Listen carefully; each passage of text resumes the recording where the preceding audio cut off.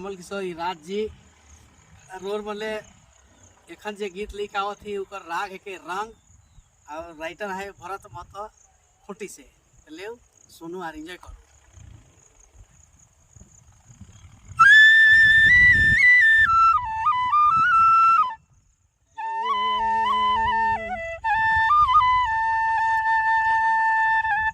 मधुर साल के बोली सुन के मोहा गेलिए भाई,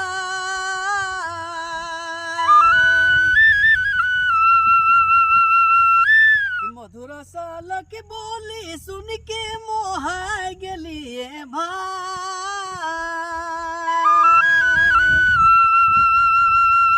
रसे रसे मने बसी गेली ओ हाय रे बसी गेली रे भाई नहीं आली, पिरती जोराय कहाँ गेली ओ हाय रे कहाँ गेली रे भाई नहीं आली, पिरती जोराय कहाँ गेली ओ हाय रे कहाँ गेली रे भाई नहीं आली।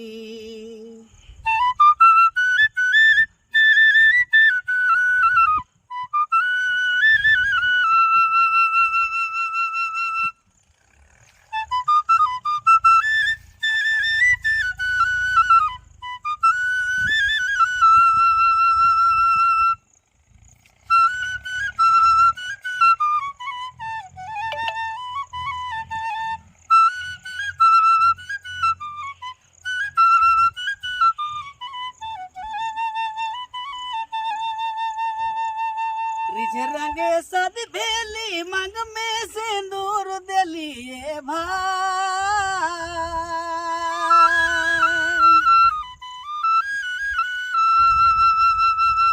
रिज रंगे सद भेली मांग में सिंदूर दिलिए भाई,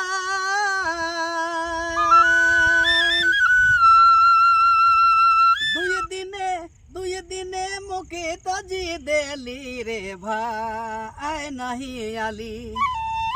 पिरती जोराय कहाँ गेली ओ हाय रे कहाँ गेली रे भाई नहीं आली, पिरती जोराय कहाँ गेली ओ हाय रे कहाँ गेली रे भाई नहीं आली।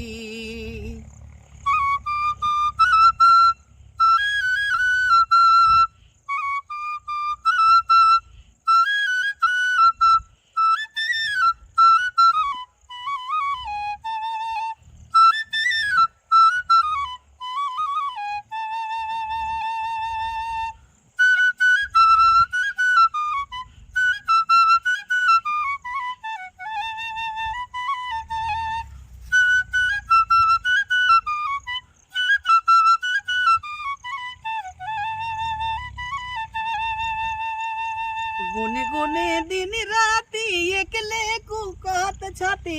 भाई,